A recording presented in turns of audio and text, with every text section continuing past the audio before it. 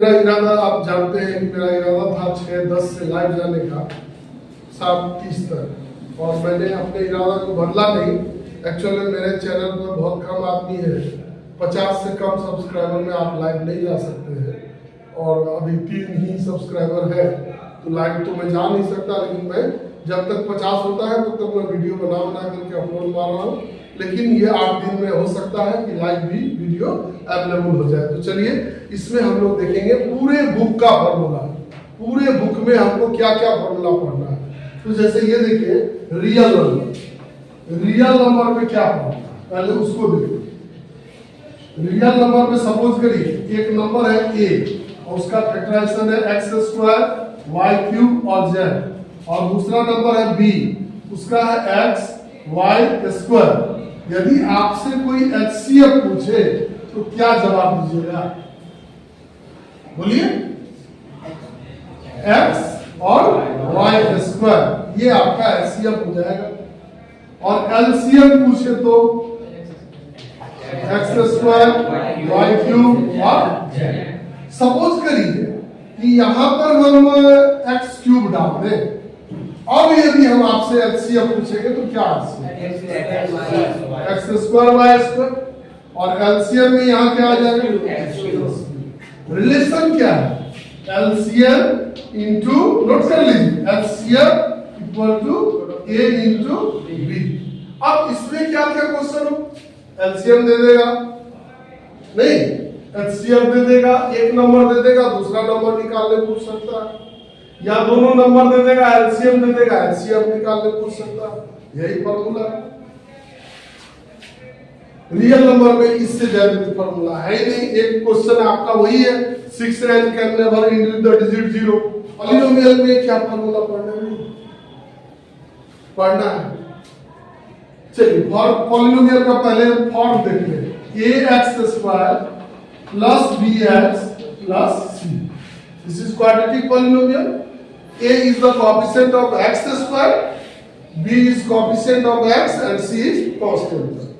Alpha plus beta minus b by a and alpha into beta c by a। और quadratic formula क्या है, note कर लीजिए, quadratic formula यही है। बस यही आपको लीनियर इक्वेशन में, माय डियर, पहले लीनियर इक्वेशन का standard form a1x plus b1y plus c1 equal to 0, a2x plus b2y plus c2 equal to 0। आप अभी तक नहीं भी पढ़े तो आप जान लीजिए, a1 is the coefficient of x, a2 is the coefficient of x of the second equation, b1 coefficient of y, b2 coefficient of y, c1 and c2 is constant term। ये आगे पीछे भी दे तो आप पहचान लीजिएगा टाइटल से, x y और कांस्टेंट। इसमें होता क्या है, if a1 by a2 not equal to b1 by b2 आ जाए तो आप कह देंगे कि ये इंटरसेक्टिंग लाइन होगा। कैसा लाइन होगा, इंटरसेक्टिंग। दूसरा यूनिक सॉल्यूशन। तीसरा बताइए कुछ, हाँ वेरी गुड, कंसिस्टेंट।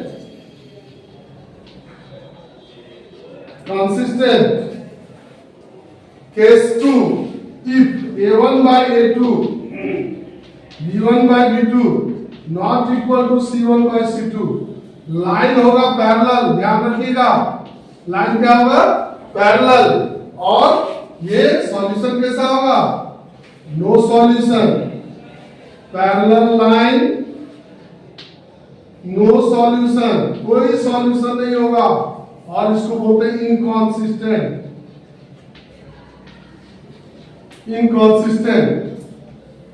जल्दी जल्दी नोट कर लीजिए, नहीं तो पॉज करके नोट कर लीजिएगा, ये सब बहुत काम का चीज है।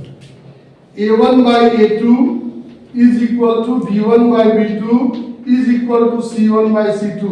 माय डियर, इसमें लाइन कैसा होता है मालूम है, कोइंसिडेंट लाइन होता है। दोनों इक्वेशन एक ही लाइन पर चलेगा, कोइंसिडेंट लाइन होता है।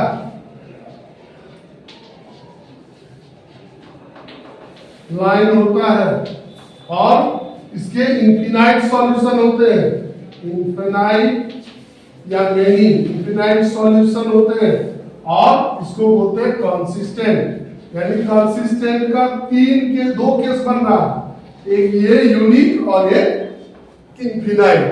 चलिए अब क्वाड्रेटिक में हम सबसे पहले what is the standard form of quadratic equation? ax² plus bx plus c equal to 0।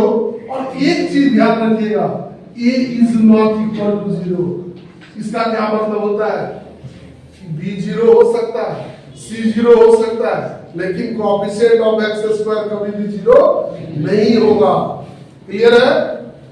और क्वाड्रेटिक इक्वेशन में आपको होता क्या है कि नेचर ऑफ रूट जानना पड़ता है। उसके लिए आपको एक फॉर्मूला यूज करना होगा, डिस्क्रिमिनेंट का d, b² minus 4ac।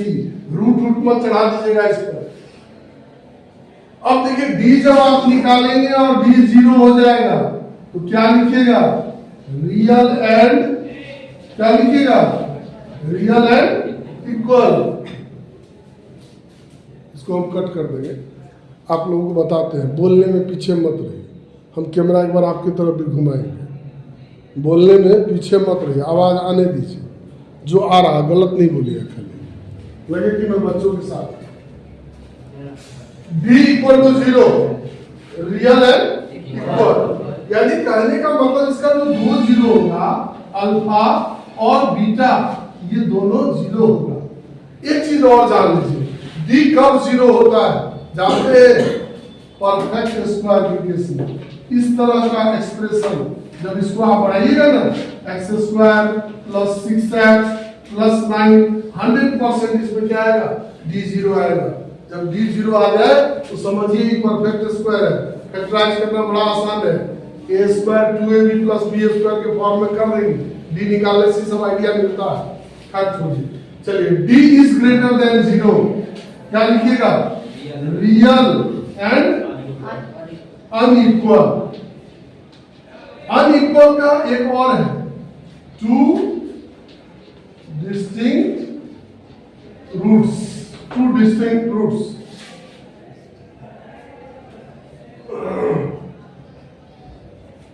d is less than 0, d is less than 0, not real। अब लास्ट में क्वाड्रेटिक इक्वेशन के लास्ट में एक फॉर्मूला और है, उसको ध्यान से याद रखिएगा। x equal to minus b plus minus √d by 2a। यही है क्वाड्रेटिक फॉर्मूला। तो आपको फैक्टराइजेशन से मिले तो ठीक है। यदि आपको कह रहा फाइंड द 0, आपको फैक्टराइजेशन 8 में नहीं सीखे, 9 में नहीं सीखे, ब्रह्मास्त्र है आपका। यदि d ऐसा निकल गया कि स्क्वायर से नहीं निकाल पा रहे तो भी आप यहां पुट कर दीजिएगा। मैक्सिमम आधा नंबर आपका कटेगा, इससे ज्यादा नहीं कटना।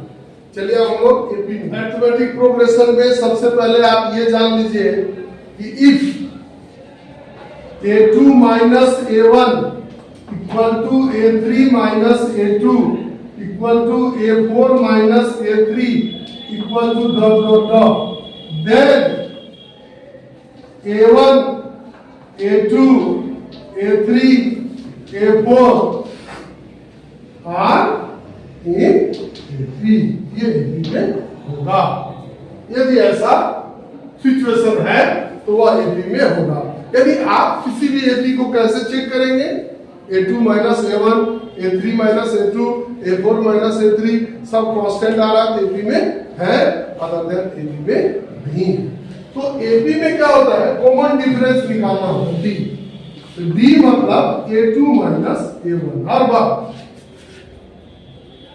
अब आइए an का फॉर्मूला है an equal to a plus n minus 1 into d. इसमें बच्चे क्या करते हैं? a छोड़ देते हैं। एक और है nth term from in, nth term from in. ये क्या है? l minus n minus 1 into D. और यदि आपको ये फॉर्मूला याद रहे, इसी पर काम कर लेंगे। लास्ट टर्म को आप ए समझेंगे और इधर से कॉमन डिफरेंस यदि पॉजिटिव जा रहा है उधर से निगेटिव है, इधर से निगेटिव जा रहा है उधर से पॉजिटिव, तब आप यही फॉर्मूला यूज कर सकते हैं, अदरवाइज आपको ये यूज करना है।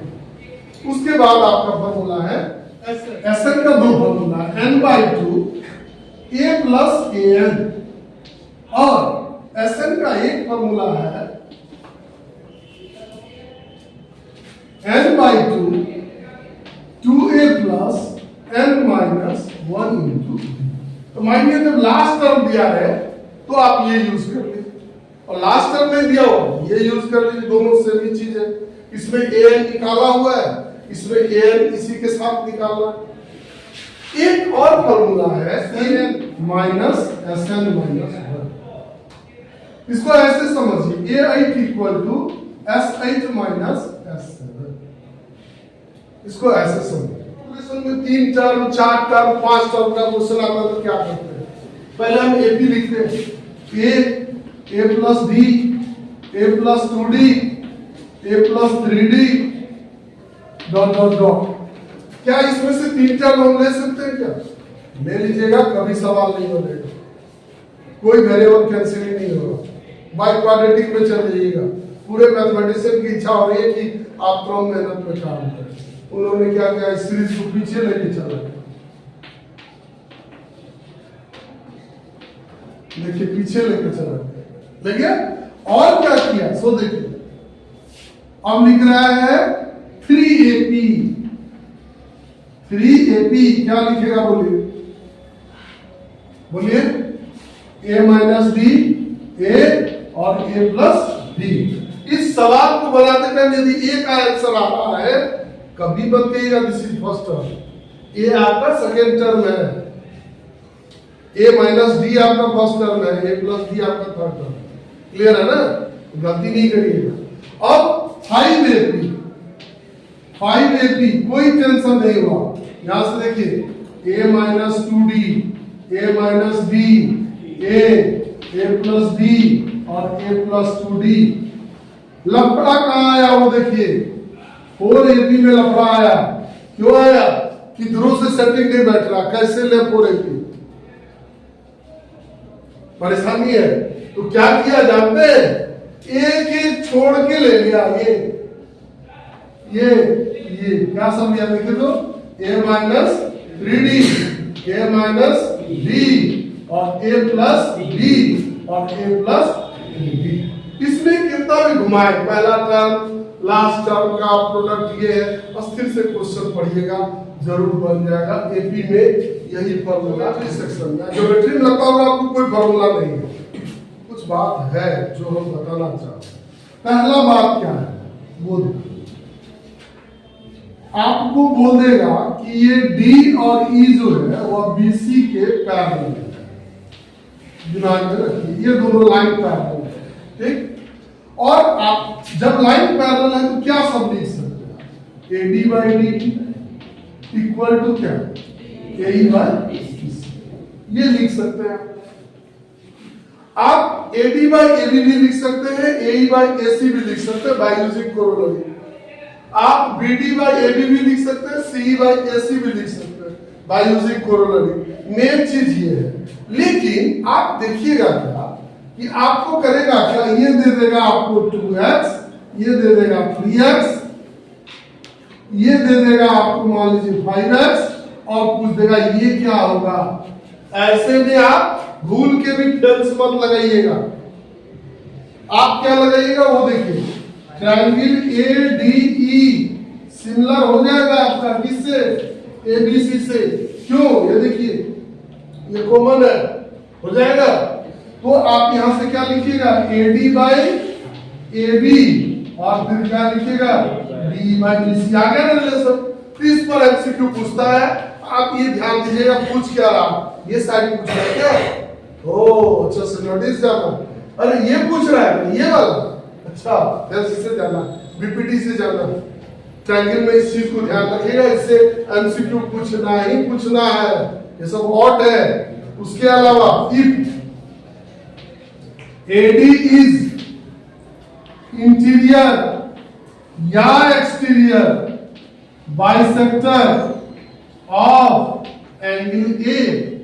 फोटो देखने की जरूरत नहीं बेटा, ए से दो साइड जो जा रहा हूं लिख दो, ए बी और ए सी, और बाइसेक्टर में क्या रहा डी, डी के साथ लगा देना। यदि ऐसा रेशियो है तो समझना एडी एंगल को बाइसेक्ट कर रहा है। ए तीन तरह का सिमिलरिटी होता है। 95% सिमिलरिटी आपका ए सिमिलरिटी है, दो एंगल को मिलाना। ध्यान से देखिएगा, आपको यदि बोल रहा है triangle show that triangle ABC similar triangle PQR, answer उसी में छुपा होगा, खोजिएगा। ए का पी क्यू इक्वल है, बी का सी, बी का क्यू क्यू इक्वल है, और सी का आर क्यू इक्वल है। जैसे सोचिएगा आपको कहीं ना कहीं से मिल जाएगा, एकदम मिल जाएगा, क्योंकि इसके गिवन में ही आंसर छुपा होगा। ये बहुत भारी बात नहीं है। अब इस सेक्शन से जब हम लोग आते हैं सर्किल से, सर्किल में देख लीजिए इसका वाइस वर्सा भी, हेल्स कन्वर्स ऑफ हेल्स, और तीन जो थ्योरम है कौन कौन सा, एस एस एस। इसमें क्या होता है, कॉरस्पॉन्डिंग साइड प्रोपोर्शनल होता है। इसमें क्या होता है, दो साइड और उसके बीच का एंगल, और इसमें क्या कोई दो एंगल इक्वल हो। यही तीन टाइप का सिमिलरिटी है, इससे ज्यादा सिमिलरिटी नहीं है। तो आपको एक थ्योरम से रिलेटेड क्वेश्चन आ सकता है, एक एमसीक्यू में ऐसे आ सकता है, बहुत माथा घूमेगा तो एंगल बाइसेक्टर दे देगा, कहिएगा नहीं कि तो सिलेबस में नहीं है। रिलेटेड टू सिमिलरिटी है, इसलिए सिलेबस में। बढ़े आगे, the perpendicular drawn from the centre to a code bisector code, ये आपको कब काम देगा वो ध्यान रखिए। कंसेंट्रिक सर्किल समझते हैं, जब आप ऐसे टच कीजिएगा ना ऐसे, और ये इस पर परपेंडिकुलर, तब आपको समझ में आए दोनों इक्वल है, और आपको दो सर्किल का रेडियस दे दिया जाएगा, इसका और इसका, और ये कोड मांगेगा जो कि छोटा सर्किल का क्या है, टेंजेंट। छोटा सर्किल का टेंजेंट है, बड़ा सर्किल का कोड है, वहां ये लागू होगा।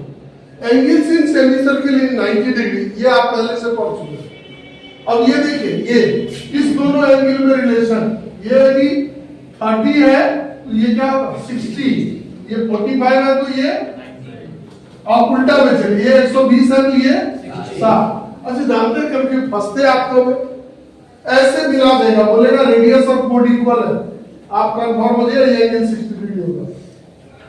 तो इस दोनों में रिलेशन, अब ये कहां से क्वेश्चन आएगा, यहां से आएगा, ये मिला देगा, ये एंगल दे देगा, ये पूछ देगा, यहां से आपको यहां जाना होगा। Angles in same segment are equal, इधर से देखिए आप तो भी, और उल्टा देखिए आप ए और बी भी। उसके बाद है क्लास 9 का नॉलेज है, ये देखिए साइक्लिक क्वाड्रिलेटरल, जिसके चारों वर्टिक्स सर्किल पर है, उसके अपोजिट एंगल का सम क्या होगा 180, इसका और इसका सम क्या होगा, ये ध्यान में रखिएगा साइक्लिक क्वाड्रिलेटरल। अब भाई अल्टरनेट सेगमेंट थ्योरम, वो क्या है, ये देखिए ये लाइन खींचे और ये टेंजेंट, अब इस लाइन के दोनों पॉइंट पर एंगल नहीं, तब कहां, यहां। ये अल्टरनेट सेगमेंट थ्योरम है, जिसको सिलेबस से हटा दिया, और इस पर एमसीक्यू नहीं होगा तो हमको कहिए, होना ही होना है। देखिए ना रिलेशन, फिर से देखिए रिलेशन, यदि हम ये ले रहे हैं तो ये दोनों कोई नहीं, इससे जो एंगल बनेगा उससे रिलेशन, अल्टरनेट सेगमेंट थ्योरम। उसके बाद आपको याद होगा एक और क्वेश्चन है, एनसीईआरटी एग्जाम्पल देख लीजिएगा, PT square equal to PA into PB, relation between tangent and secant, इसको भी हटा दिया है, लेकिन पूछ सकता है रिलेशन सिमिलरिटी से। आपको क्या पढ़ना है, आपको बस ये पढ़ना है 10.1 थ्योरम, क्या रेडियस और टेंजेंट के बीच कितना डिग्री बनता है 90, और पढ़ना है tangent drawn from an external point are equal in length, ये दोनों ठीक, और ये दोनों इक्वल होता है, यहाँ 90 10.1 से ये दोनों का सम 180 हुआ, इस दोनों का भी सम क्या होगा, इस पर एमसीक्यू रहता है। ठीक है, देख सकते हैं कोऑर्डिनेट ज्योमेट्री में सबसे पहली बात ये जानना जरूरी है कि कोऑर्डिनेट क्या है। तो कोऑर्डिनेट आपको दो चीज से मिला हुआ, एक्स और वाई से है। अभी डीप में नहीं जाइए, अभी कुछ चीज को जान लीजिए। एक्स को हम लोग एब्सिसा बोलते हैं, और ये डिस्टेंस फ्रॉम y एक्सिस होता है। यदि आपको यहाँ पर 3 और -4 दे दें और पूछ दे डिस्टेंस फ्रॉम x एक्सिस क्या है, तो आप बोलिएगा 4 यूनिट। डिस्टेंस निगेटिव नहीं होता, ठीक। और y एक्सिस से 3 यूनिट, क्लियर है। तो ये देखिए x एब्सिसा है, डिस्टेंस फ्रॉम y एक्सिस, ये y एक्सिस से डिस्टेंस बताता है और ये x एक्सिस से बताता है।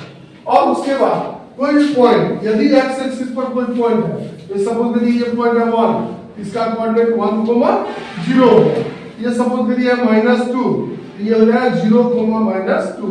y एक्सिस पर x 0 होता है और ओरिजिन का कोऑर्डिनेट क्या होता है 0, 0। अब डिस्टेंस फार्मूला क्या है, तो जैसे सपोज करिए इसका coordinate x1 y1 x2 y2, रटने की जरूरत नहीं है। x2 लीजिए इससे और x1 इससे, इसका साइन बदल के लिख दीजिए whole square x2 minus x1 या x1 माइनस x2, फिर y1 माइनस y2 या y2 minus y1, y2 minus y1, इसमें y1 माइनस y2। इससे आपको क्या क्या पता चल जाएगा, types of triangle, types of quadrilateral, distance from. तो अब यदि आपको ये आ गया कि डिस्टेंस फ्रॉम ओरिजिन, एकदम डरने की बात नहीं, distance from origin x² plus y। तो बच्चा कैसे घबराता है, देखिए दे दिया क्या p, -q, what is the distance from origin, पूर्वक की तरफ सोच रहा है आप, यही होगा p² प्लस सेक्शन। पहले हमको समझना होगा सेक्शन क्या है। ये देखिए a b, जैसे हम यहाँ 2 टुकड़ा किए, 2 जगह काटे, कितना टुकड़ा, 3, और कहे हम कि ये तीनों टुकड़ा इक्वल है, तीनों टुकड़ा, तो जानते हैं इस पॉइंट पर जब आप काम कीजिएगा तो 1:2 रेशियो बनेगा। क्यों, इधर 2 पार्ट है और इधर 1 पार्ट है, और इधर जब काम करिएगा तो रेशियो क्या बनेगा 2:1, ट्राई सेक्शन। और यदि ये कह रहा है 4, तो कितना जगह काटा होगा, सुबह 3 जगह। तो आप सिंपल वे में मिड पॉइंट लीजिए। देखिए ए बी का मिड पॉइंट क्यू होगा, हम बता देंगे, मिड पॉइंट बड़ा आसान है। ए क्यू का मिड पॉइंट पी होगा और पी क्यू का मिड पॉइंट आर होगा। अब मिड पॉइंट पहले आपको मिलेगा क्या, ये देखिए यदि ये ट्रायंगल का मीडियन है तो ये मिड पॉइंट हो जाएगा। यदि ये पैरेललोग्राम है तो इसके डायगोनल ये पॉइंट, इसका मिड पॉइंट और इसका मिड पॉइंट हो जाएगा।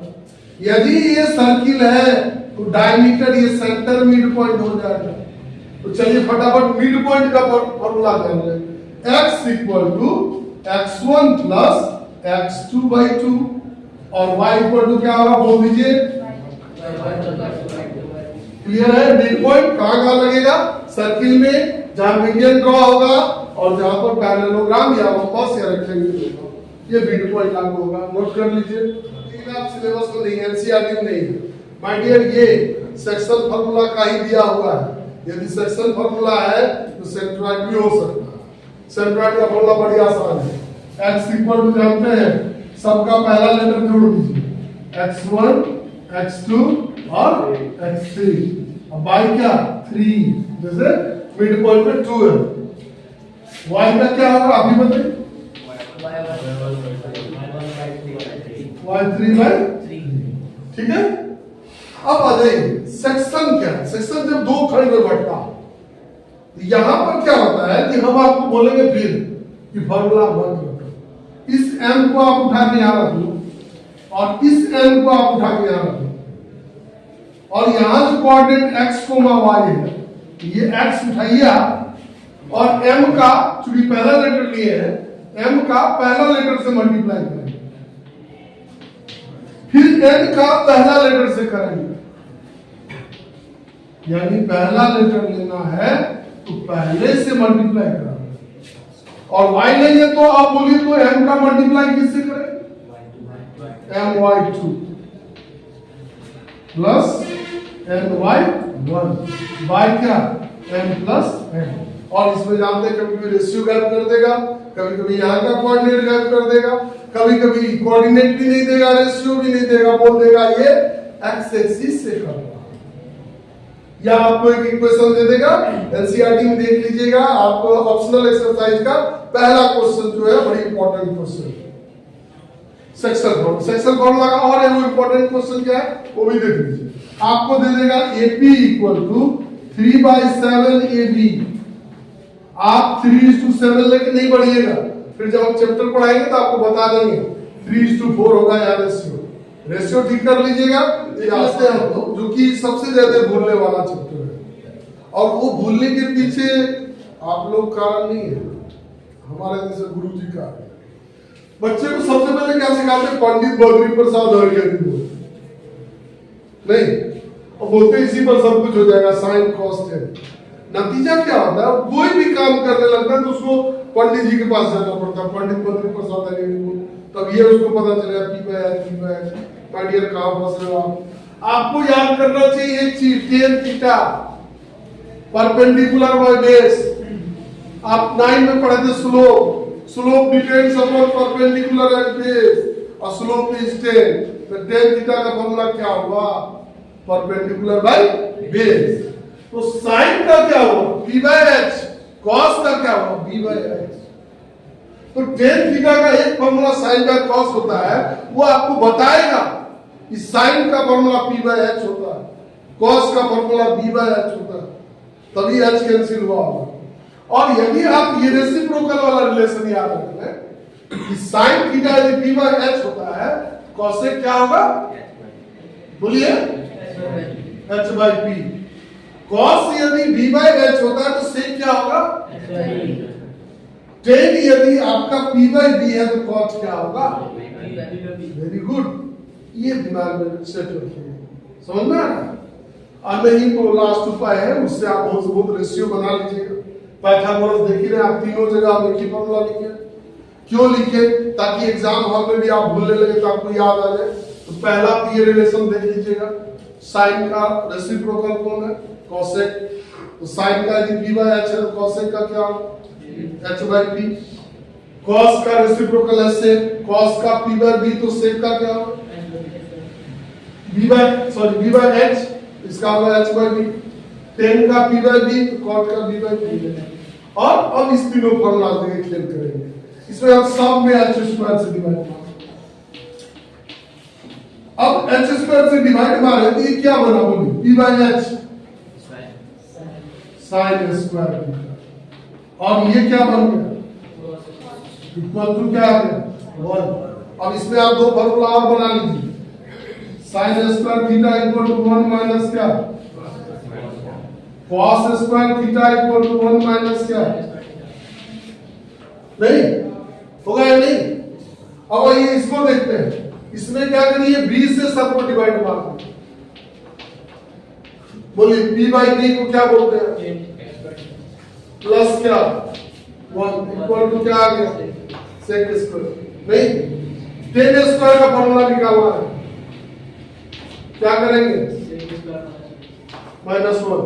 कहीं पर ध्यान दीजिएगा 1 माइनस sec स्क्वायर लिखा हो तो समझिएगा वो -tan स्क्वायर है, ठीक है। अच्छा आप बोलिए sec का फॉर्मूला तो हो गया, tan का भी सेपरेट हो गया, 1 का निकालने के लिए tan को उधर ले लेंगे, लिखिए क्या, sec square theta minus equal to क्या 1। कुछ फॉर्मूला और लिखाएंगे अलजेब्रा का जो जिंदा है, ट्रिगोनोमेट्री, ठीक। उसके बाद आइए इसको p से डिवाइड मार देते हैं, p से। अब जब इसको p से डिवाइड मार दिए क्या होगा, 1 H/P B/P cot और H/P cosec। अब बोलिए cot का फॉर्मूला चाहिए, क्या करिएगा, -1 नहीं, और यदि 1 का चाहिए तो cosec square theta minus equal to 1। यदि ये उल्टा दिया हो तो -1 लिख लेना, ये सब कंफ्यूजन रहता है, ये उल्टा दिया हो तो -1 है, क्लियर है। कुछ चीज में पहले से बना के रखा हूं, ये 45 डिग्री, ये देखिए 60-30, ये देखिए 0 डिग्री के लिए मैंने बनाया है, और ये 90 के लिए। अब इस पर हम लोग बात नहीं करेंगे, ये आपका जब प्रॉपर ट्रिगोनोमेट्री का वीडियो आपके सामने आएगा तब उस पर हम बता देंगे। कभी कभी पूछ देता है geometrical representation of 60 degree 30 degree. अभी हमारी बात है आपको कंप्लीट एक नजर में फॉर्मूला रिवीजन का। तो कुछ बच्चे को क्या होती है सबसे अधिक ये 30 डिग्री 45 डिग्री का वैल्यू भूल जाते हैं और सही जगह पर गलत लगा के नंबर कम दिया। तो इसको ऐसा चीज है इसको या तो रख लीजिए या रखने की कोई जरूरत है ही नहीं, आप इसको एग्जाम हॉल में बना लीजिए, थोड़ा सा रफ करना होता है। देखिए कैसे 0 1 2 3 4, फिर 4 से सबको डिवाइड मार दीजिए तो मार दीजिए। देखिए मार दीजिए डिवाइड तो मार ही दीजिए, छोड़ना नहीं है। अब रूट लगा दीजिए। अब आप आंसर को लिखिए साइन में। क्या सब किए एक बार दोहरा लीजिए। 0 1 2 3 4 डिवाइडेड बाय 4 अंडर रूट। ये ठीक है। अब देखिए ये वैल्यू आ रहा है आपका 0, ये आ रहा 1/2, ये आ रहा 1/√2 और ये आ रहा है √3/2 और ये आ रहा है 1। अब इसको उलट लीजिए, ऐसे घुमा दो 1 √3/2। सबका प्रूफ है, कोई दिया नहीं है। ये जो भैया नरेंद्र सर दिए हैं या सुरेंद्र सर दिए यही होगा। मैथमेटिक्स में कोई कुछ नहीं दिया है, सब नेचुरल है। हाँ, आजकल मैं शून्य पर बोल रहा हूँ, शून्य और सनातन पर। जब परीक्षा खत्म हो जाएगा तो देखिएगा फेसबुक पर। अब देखिए साइन बाय कॉस 0/1 2 कट गया, √2 कट गया, नीचे का 2 कैंसिल और ये नॉट डिफाइंड। ठीक, तो 10 का दो रिलेशन है। 10 का उल्टा कॉट होता है, कॉम्प्लीमेंट्री में से घुमा दो। चलिए उल्टे सीखते हैं। 10 का उल्टा क्या होता है कॉट, 0 का नॉट डिफाइंड, √3 का उल्टा, 1 का उल्टा 1/√3 का उल्टा, जबकि नॉट डिफाइंड का उल्टा होता नहीं, लेकिन यहां हम 0 लिखेंगे। जो जिससे उल्टा फिर उलट के वही ले आए, लेकिन होता नहीं। बोलिए कॉस का उल्टा सेक होगा, 1 का उल्टा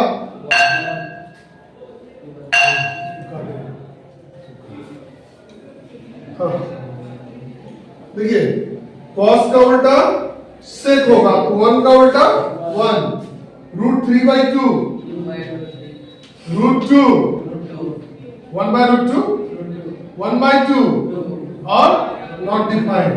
अब साइन का रेसिप्रोकल कॉसेक ले लीजिए। नॉट डिफाइंड 2 √2 2/√3 और देखिए। और थोड़ी सी बात, हाइट एंड डिस्टेंस में फिगर अच्छे से बनाइए। यदि वो बोल रहा है एंगल ऑफ डिप्रेशन, ऑब्जर्वर नीचे ऑब्जेक्ट ऊपर, यदि वो बोल रहा नहीं एंगल ऑफ डिप्रेशन यानी वो जिस हाइट पर है उससे नीचे ऑब्जेक्ट है, चाहे ऑब्जेक्ट का जो भी हाइट हो, लेकिन देखने वाला उससे ऊंचा है और फिगर अच्छा से बन जाएगा ना। तो हाइट एंड डिस्टेंस से इजी कोई चीज नहीं है। तो जब हम रिवीजन करवाएंगे तब आप देखिएगा। तो चलिए ट्रिगोनोमेट्री सबसे पहला बात एरिया ऑफ सर्किल क्या होता है ये आपको याद है, पाई आर स्क्वायर।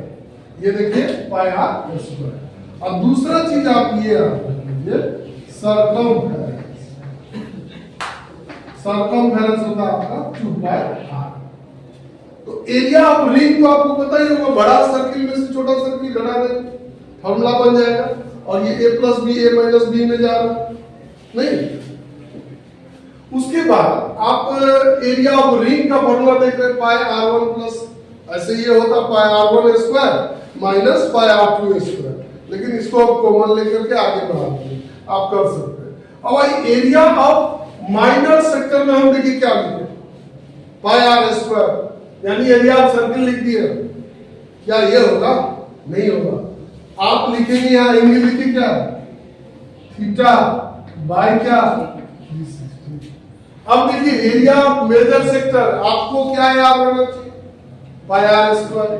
क्या लगाएंगे इसमें 360 माइनस थीटा बाय क्या। अब आइए एरिया ऑफ माइनर सेगमेंट। ये देखिए पहले आप यहां तक का एरिया निकालना सीख गए थे, देखिए ये पूरा, लेकिन अब इतना ही निकालना है। तो क्या करिएगा, एरिया ऑफ ट्रायंगल नहीं हटाइएगा, इसमें आप एरिया ऑफ ट्रायंगल घटा देंगे, इसमें minor segment, minor sector minus area of triangle. अब major segment, area of major segment plus लग जाएगा, ये ट्रायंगल जुड़ जाएगा, ठीक है।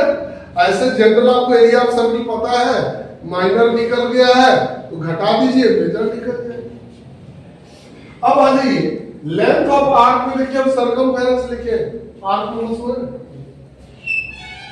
पेरीमीटर ऑफ आर्क पूछेगा 2r जोड़ दीजिएगा, पेरीमीटर ऑफ सेमी सर्कल पूछेगा पाई r प्लस 2r, क्योंकि पेरीमीटर मतलब बाउंड्री बंद होना चाहिए, यानी इतना ही नहीं यह भी, इतना ही नहीं ये भी, ये जुड़ जाता है दो रेडियस। लेंथ ऑफ आर्क में क्या करिएगा, सर्कमफेरेंस है पता, 2 पाई r, इसमें क्या लगा दीजिए, कट के क्या आएगा पाई r थीटा बाई 180, ये लेंथ ऑफ आर्क है। यदि मेजर चाहिए तो थीटा के जगह पर मेजर डाल दिया, ज्यादा रखना नहीं है। अब आ जाइए आप एरिया ऑफ ट्रायंगल के लिए क्या फॉर्मूला है, 1/2r स्क्वायर साइन थीटा।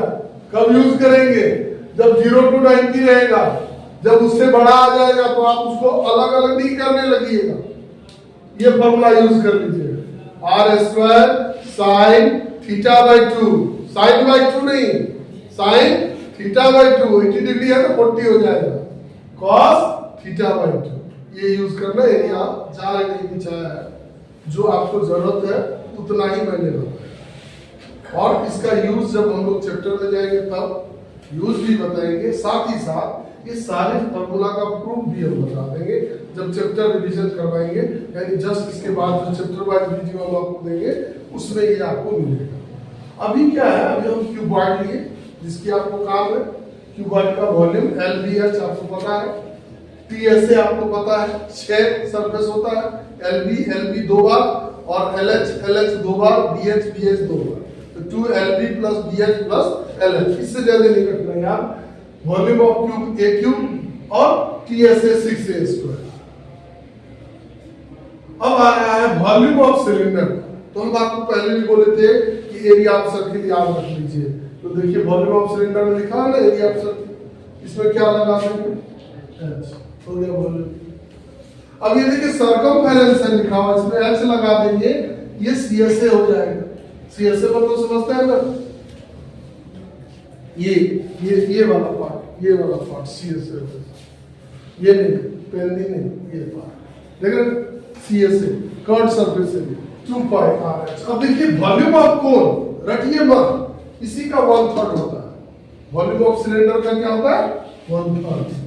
अब यहाँ देखिए CSA 2 पाई r होता था ना, 2 छोड़ दीजिए, पाई r, इसके साथ L लगाइए, L क्या है साइलेंट हाइट है, साइलेंट या राइट एंगल ट्रायंगल बनेगा, ये हाइपोटेन्यूस हो गया, ये L है, ये हाइट है, ये तिरछी ऊंचाई है, ये ऊंचाई है और ये रेडियस है, और राइट एंगल के नाम से ये क्या है परपेंडिकुलर बेस है ना, तो वही रिलेशन है।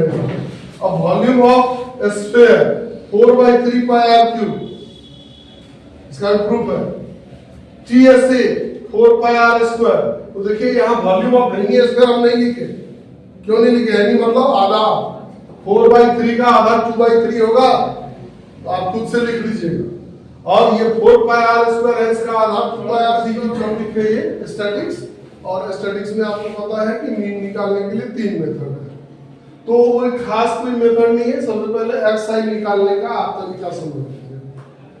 आपका तरीका क्या है, किताब में दिया हुआ lower limit plus upper limit by 2, हम बोलते हैं ऐसा मत करिए आप, दोनों का डिफरेंस कितने का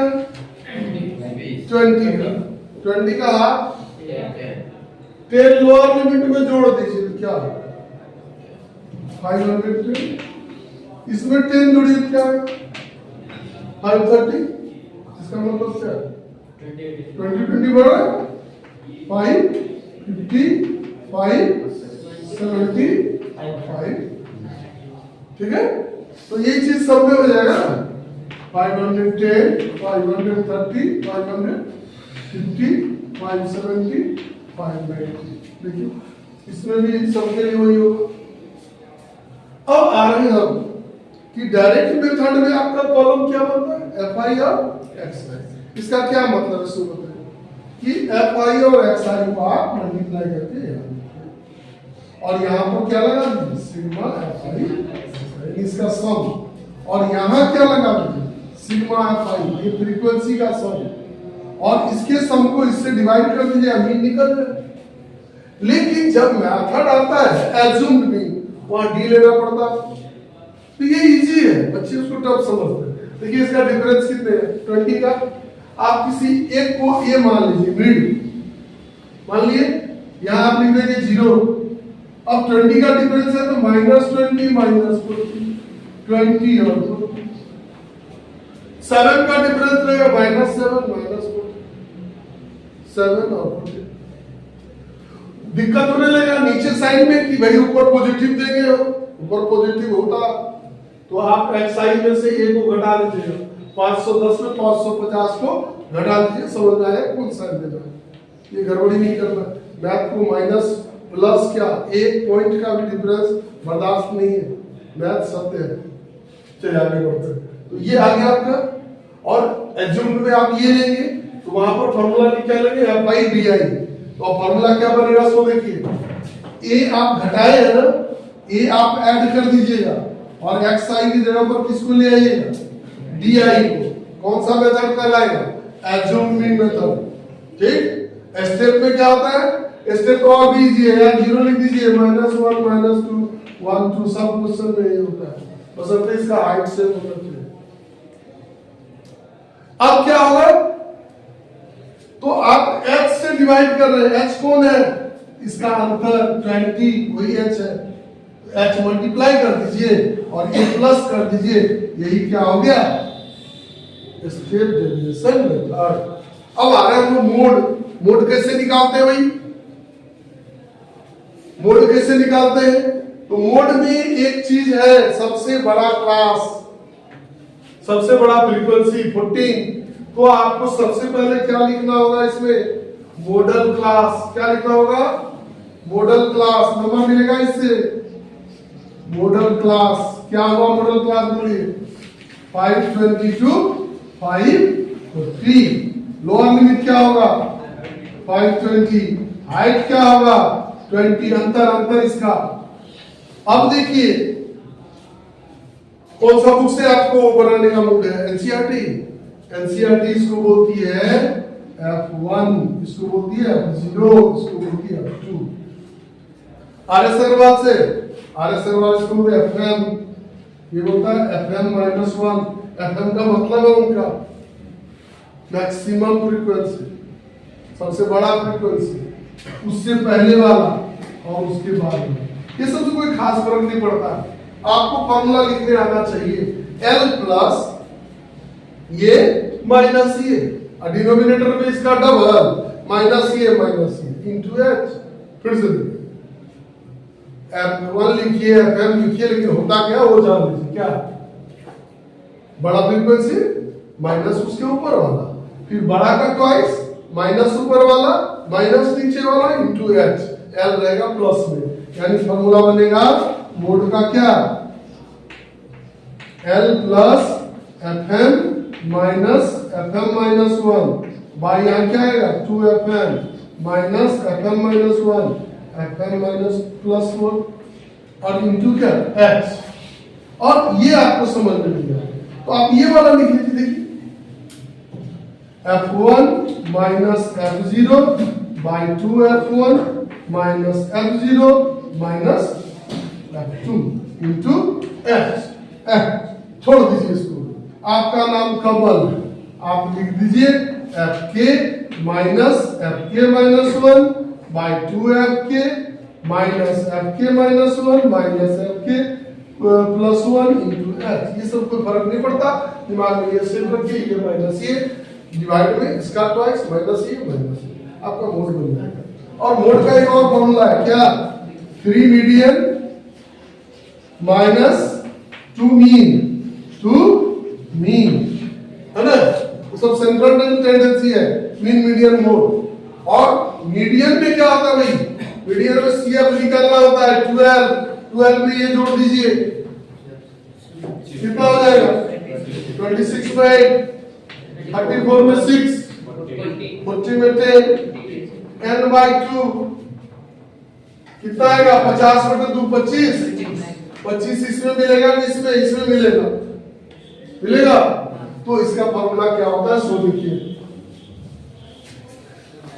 ये हो गया आपका, ये देखिए ये यहां मिला ना 25, ये हो गया आपका मीडियम क्लास। लोअर लिमिट हो जाएगा 520, हाइट हो जाएगा 20 और एफ हो जाएगा 14 और सीएफ हो जाएगा आपका उसके ऊपर वाला यानी 12। फॉर्मूला क्या है मीडियन का? फॉर्मूला रट लीजिएगा, L plus n/2 minus CF/F into H। एक लोग प्रोबेबिलिटी को देख लो, यहाँ पर देखिए लिखा हुआ पहले से कि प्रोबेबिलिटी जब भी होगा वो 0 के इक्वल भी हो सकता है और 0 से बड़ा होगा, और 1 के इक्वल भी हो सकता है और 1 से छोटा भी होगा। प्रोबेबिलिटी मतलब संभावना। अब प्रोबेबिलिटी 0 किसका होगा? Impossible event. किसका?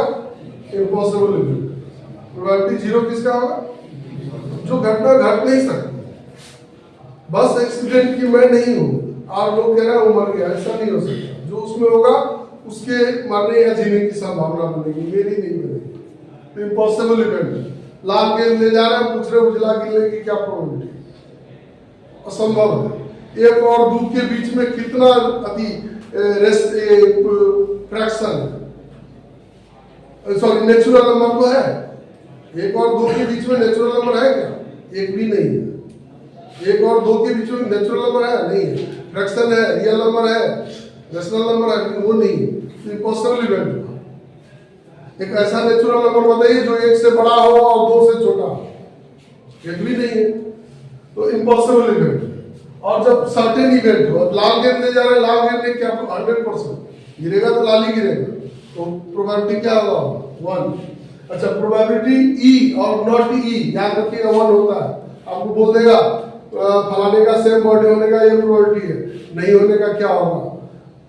हेड आने की ये प्रोबेबिलिटी है, हेड नहीं आने का क्या होगा? 1 में से घटा दीजिए।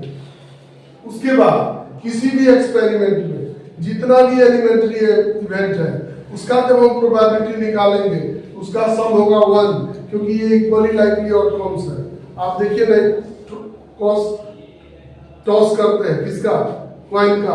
उसमें दोनों तरफ हेड और टेल होता है, एक तरफ हेड और एक तरफ, लेकिन दोनों तरफ हेड हो तो आप उसको टॉस नहीं करेंगे, अनफेयर हो गया, फेयर नहीं हुआ। तो इक्वली लाइकली आउटकम्स होता है, यही वजह है इसका सम क्या होता है 1। अब घटना का फॉर्मूला क्या है? P = NE + NS। और एक चीज जान लीजिए, सिर्फ वीडियो कोई माध्यम नहीं है, हम हेल्प कर रहे हैं, आपको भी करना क्या चाहिए। एक अच्छा मौका मिला है, कम से कम 10-12 घंटा क्वेश्चन पेपर ले लीजिए प्रीवियस ईयर का, उसको बैठ के बनाइए। देखिए किस डिपार्टमेंट में प्रॉब्लम हो रहा है, उस डिपार्टमेंट में फिर से जाकर रिविजन कर लीजिए। बहुत अच्छा मौका मिला है सारे CBSE के स्टूडेंट को, इतना बड़ा गैप आज तक नहीं मिला था। थैंक्स।